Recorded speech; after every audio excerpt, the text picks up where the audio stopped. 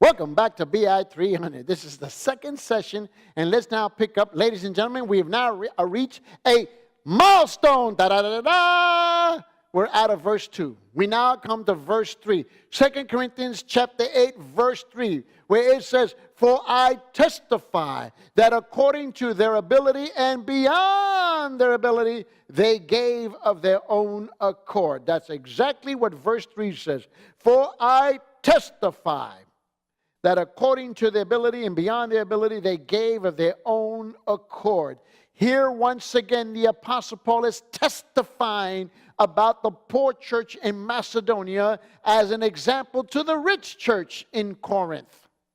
Now, look at this very carefully. Once again, we read the Bible too fast. It says, "For I testify." Paul is a personal eyewitness. Now, in the Greek language is the word martureo, okay? Martureo. And martureo is a word here. And what it does, it reveals first-hand experience of the Macedonians. That's why he says, "I testify." This is not second-hand information. He was not getting second-hand information. Paul was a personal eyewitness, a martureo, and that's why he brings with authority the testimony of the Macedonians. And he's giving in the testimony of the experience, first-hand experience of the Macedonians, okay, it's generosity, which is exactly what he's doing right here. So I want you to see this with me. He says, "For I testify that according to their ability, I, martureo," okay, that according to their ability and beyond their ability, they gave of their own accord. Now go to Philippians, and let's just work our way down through this, okay? Because remember, the Macedonian churches are the churches in Thessalonica, the churches in Berea, the churches in Philippi, and there's just a lot of them up there. Okay? And so I want you to see this with me. Right? Now go to Philippians, because giving is proportionate. That's what we're going to be focusing now on. Giving is proportionate. Now this becomes crucial. This is a very crucial part of the teaching. Giving is proportionate. Now watch this. Go to Philippians chapter 4, and let me make sure it's verses 15 to 18. Verses 15 to 18. Look at this very, very carefully with me. In Philippians chapter 4, verse 15, 16, 17, and 18. "You yourselves also know," verse 15, "Philippians, that at the first preaching of the gospel, after I left Macedonia, no church shared with me in the matter of giving and receiving, but you alone." So he leaves the Macedonian region, which is way up north in Greece. He now leaves. No other church met his needs in giving or in anything else. Only the Philippians did. "For even in Thessalonica, which is in Macedonia, you sent a gift more than once for my needs." So the poor church in Philippi, the Philippians, sent money to the poor church in Thessalonica, the Thessalonians, to give it to Paul, to meet his needs as he continued his work in the mission field. That's what they did. Verse 17, "Not that I seek the gift itself, but I seek for the profit which increases to your account. But I have received everything in full and have an abundance, a parousia.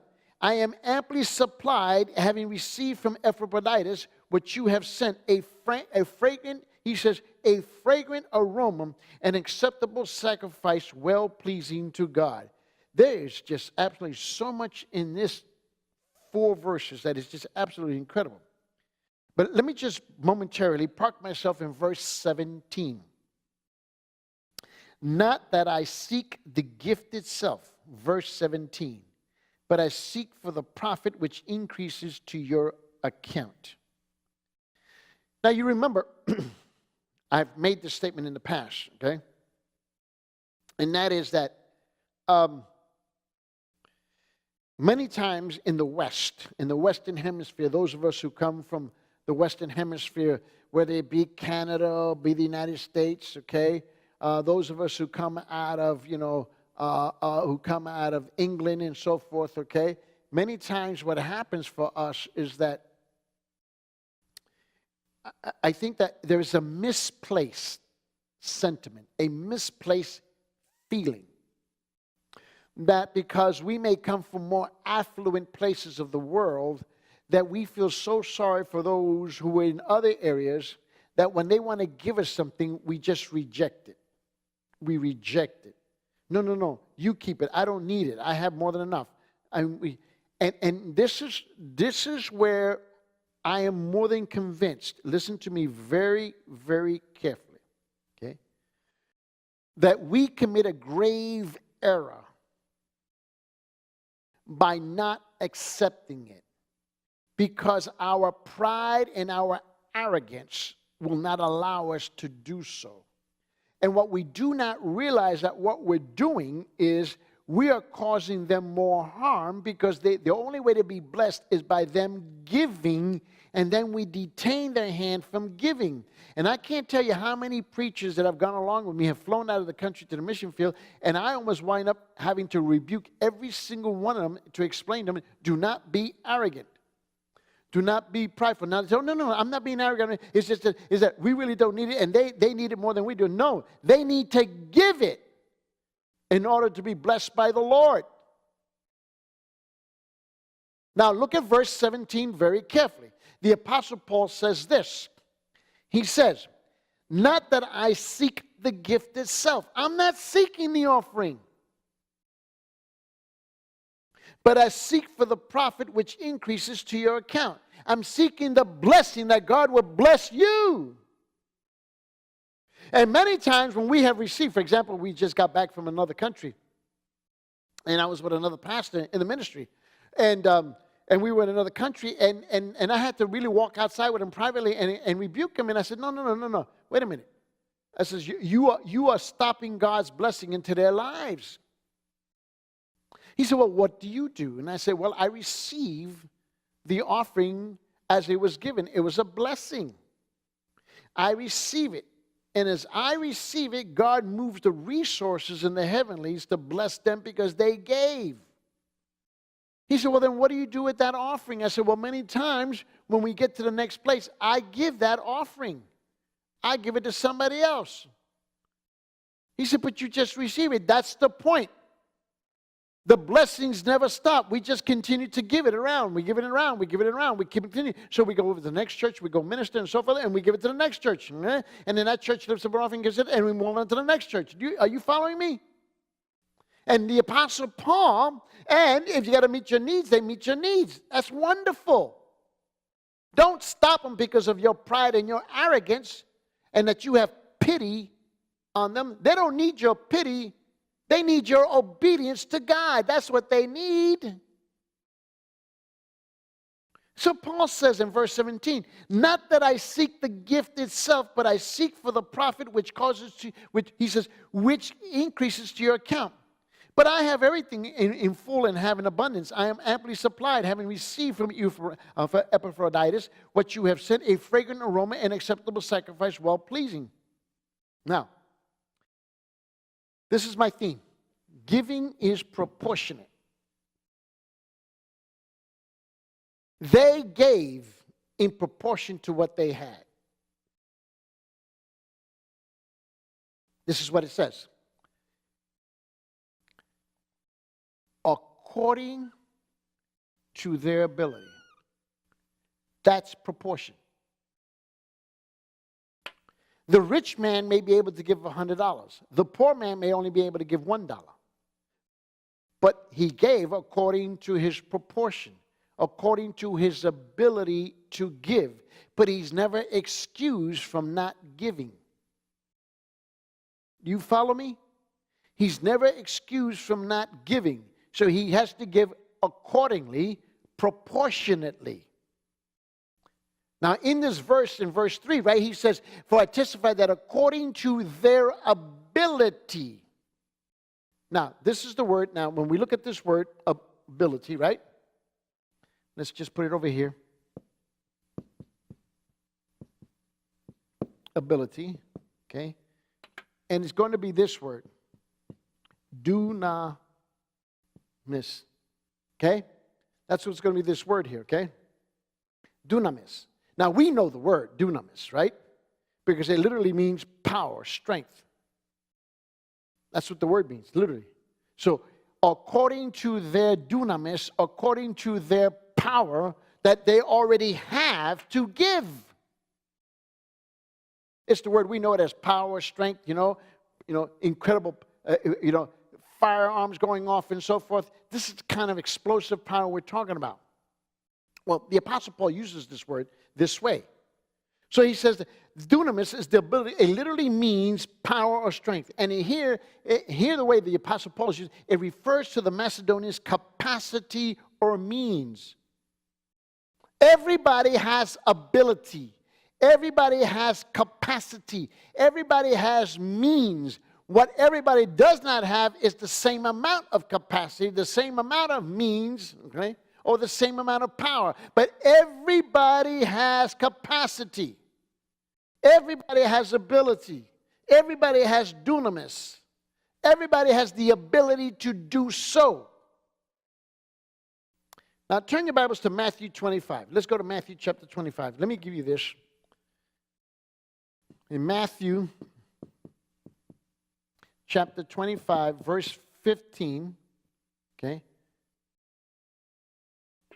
In fact, let's go there to, let's put it in its proper context, because I don't want to make the mistake of just taking it out of its context. But go with me to Matthew chapter 25, please, and look at this.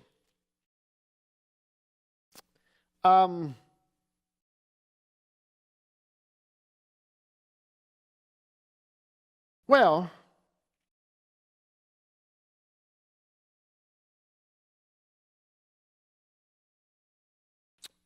let's do it this way. What we're going to do is going to take Matthew chapter 25.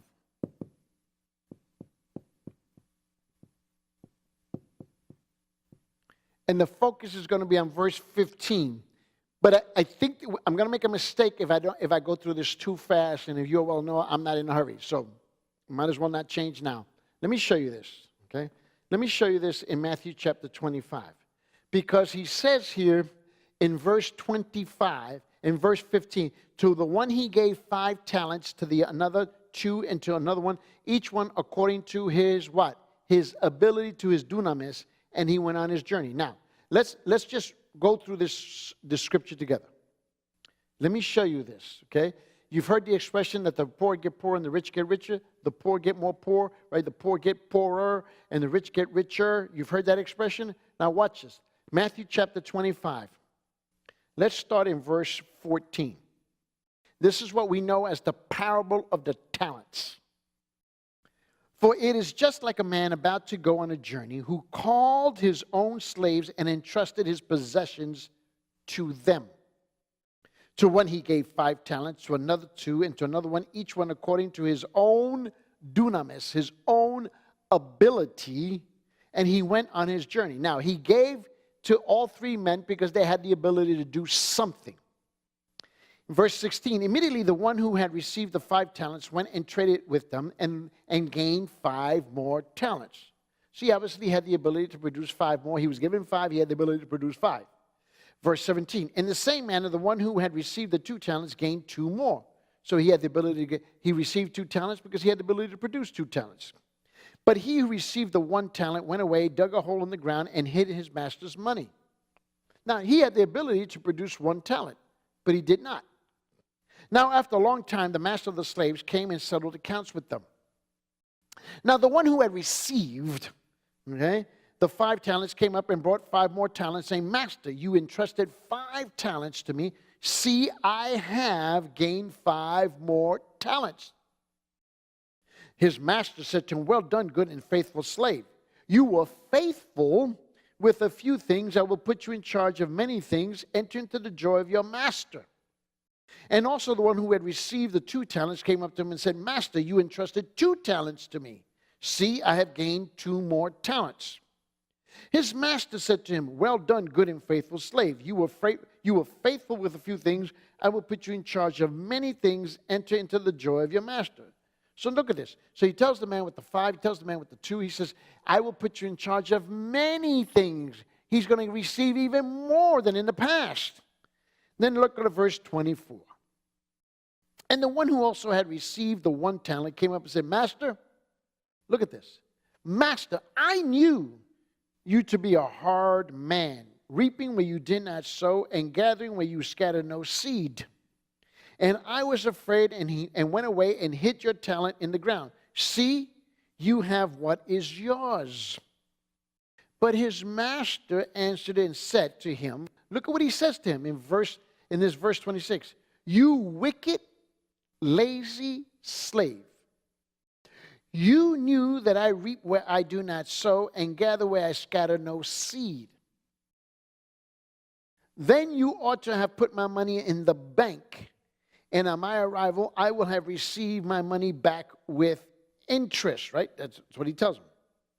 He says, therefore, take away the talent from him and give it to the one who has 10 talents. Do you see that? He took from the man who had 1, and he gives it to the man who has 10. The poor get poorer, and the rich get richer. Question, why does that happen?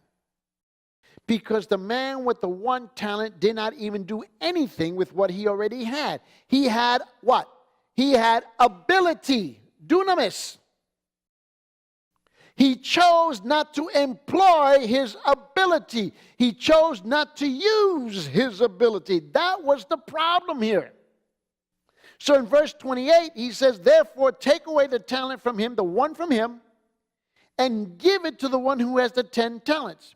For to everyone who has more shall be given, and he will have it in abundance. But from the one who does not have, even what he does have shall be taken away. Did you see that in verse 29? For everyone who has more shall be given more. The rich get richer.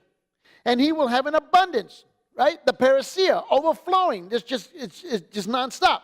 And then he says this, but from the one who does not have, even what he does have shall be taken away. So the master tells them, look, the poor guy who had 1 talent, right?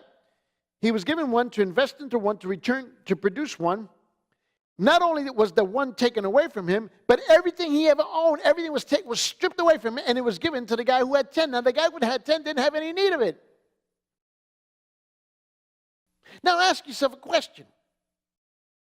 Why is my church in the condition that it's in? Because I'm convinced that in many poor churches, it's filled with 1 talent guys. Not because they have to be 1 talent. Their mental deprivation, their mental poverty up here has got them convinced they can do nothing.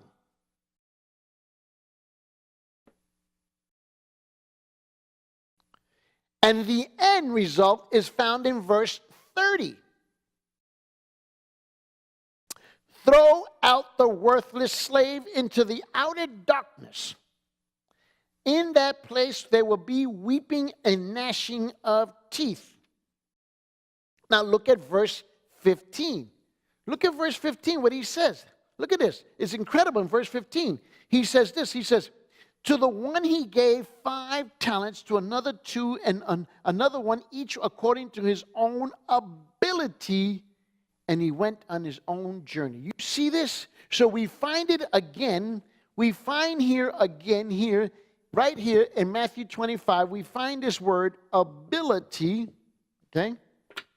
Which is this word dunamis.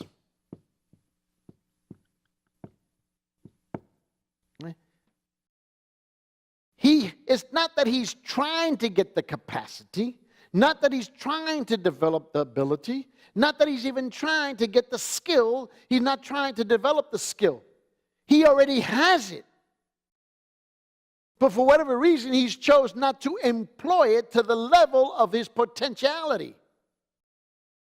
So he never arrives to the level to be proportionate. You follow me? He says, give according to their ability. You don't have to compare yourself with anybody else. Don't compare your giving with anybody else. You give what the Lord tells you to give. You give what you want to give to the Lord. Don't get caught up in that nonsense of comparing your offerings with somebody else. That's pure nonsense. That's just pride. Foolishness. It's absolute foolishness. Now, I want you to understand something very clearly, because I think it's at this point that things get a little murky, if I could put it in those terms. We're going to get into this in the next, in BI 300 in the fourth module. But let me see if I can kind of put this in some kind of perspective just to kind of set it up as we close out this module. The Bible sets no fixed amount or percentage for giving, okay, at all in the New Testament. It doesn't do that. In fact, instead, giving is to be according to what a person has, not according to what he does not have. Did you hear what I just said? The Bible, the New Testament, let me be more careful before you accuse me of misrepresenting something here. The Bible in the New Testament does not set a fixed amount for giving. It does not tell us that, okay? It says that giving is to be according to what a person has, not according to what he does not have. That should be clearly understood. Do not allow a preacher or a visiting preacher or an evangelist or any other nutball that comes into your church, okay, to try to manipulate your people to give beyond when God has not called them to do so, because he's raising his own offering. That's what he's doing. He's manipulating the people, making all kinds of promises to them so that he can go deep into, he can get his hand deep into their pocket. That's what he's doing. Now go back. I want you to see this. Look. Go to 2 Corinthians. Let's go here. Go to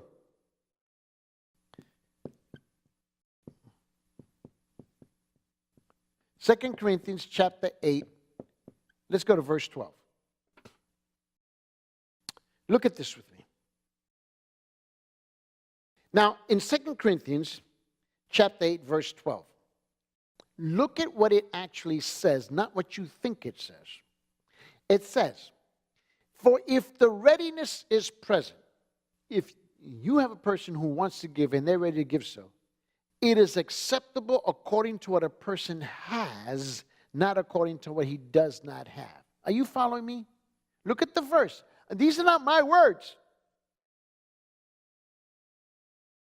You know, we need to stop misrepresenting God. We just have to stop misrepresenting God. In fact, I'm a pastor of a local church, and one of the things that we've been doing now for quite some time, I don't know how long we've been doing it now, but one of the things that we've been doing is telling the people, you know what? This mission trip is already paid for. It's paid for. We just want to thank people. We want to thank the Lord for it. But you know what happens is that we get up here and we start manipulating people. Oh, please continue to give. Please continue to give. And we just suck them dry, okay, because we want a little bit of extra this and a little bit of extra that and so forth and so forth. Listen, you need to stop misrepresenting God. People give according to what they have, not what they do not have.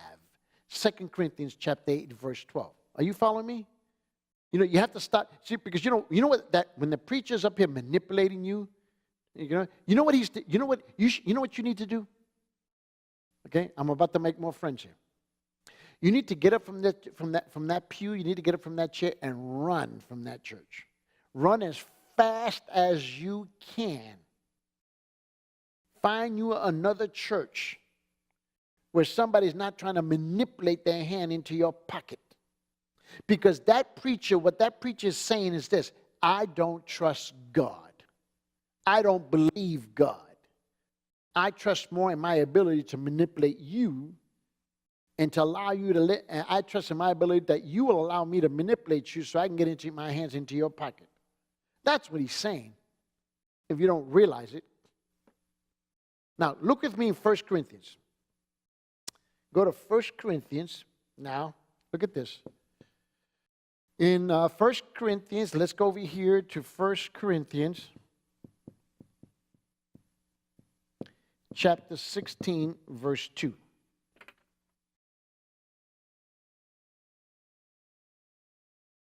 Now, the Apostle Paul gives us instruction, right?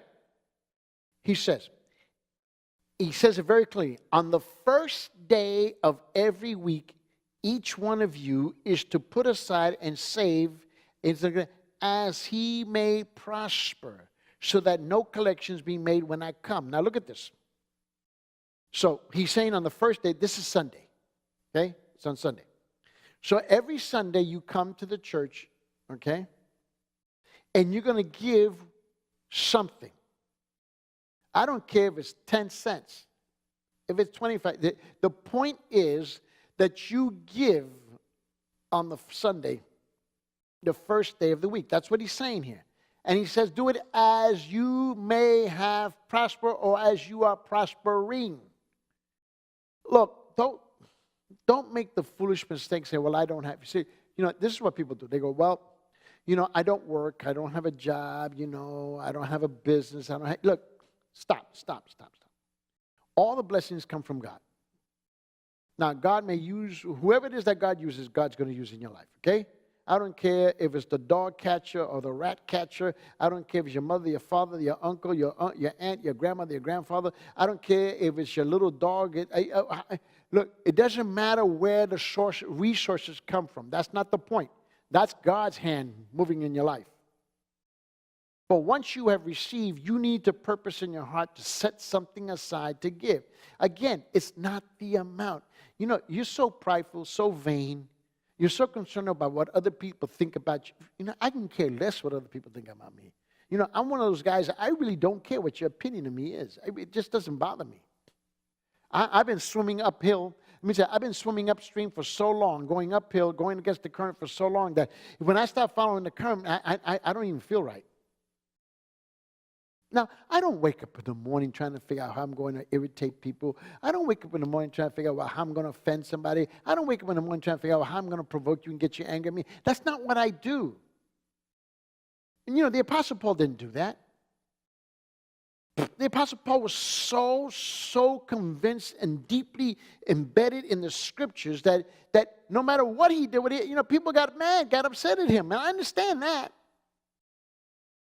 But in 1 Corinthians chapter 16, verse 2, he says this. He says, on the first day of every week, each one of you, look at this, of every week, each one of you is to put aside and save. It doesn't matter, as he may prosper. Look, any fixed amount or percentage would prove sacrificial for some, but inconsequential for others. It doesn't matter. People are so concerned about what are they going to think about how much I gave. Who cares? It really doesn't matter. You remember the widow? You remember the widow in Luke chapter 21, verses 1, 2, 3, and 4? She gave 2 mites, 2 little copper coins. Do you know what 2 copper coins? Now, we're in the United States of America, right this moment where we're filming. This is where we have our class. And so we use dollars and cents, okay? Now, in our money, you know what 2 copper coins represents? Oh, you're going to love this. It's 1/8 of 1 penny. You understand what I just said? And Jesus himself said, she gave more than anybody else. Why? Because she gave all she had. And God blessed her. It's not the amount. It's proportion to what you have. If you have $1, right, and you choose to give 10 cents, you follow me? Or you give 20 cents, or you give 30, or you may choose to give the whole dollar. Doesn't matter. That's not the point. The point is you give something so that you begin to dig yourself out of the economic hole that you're in. So, any fixed amount or percentage would prove sacrificial for some, but it's inconsequential for others. So what? And as the next aspect of the Macedonians giving reviews, giving is to be sacrificial. And that's what we're going to go into in our next section.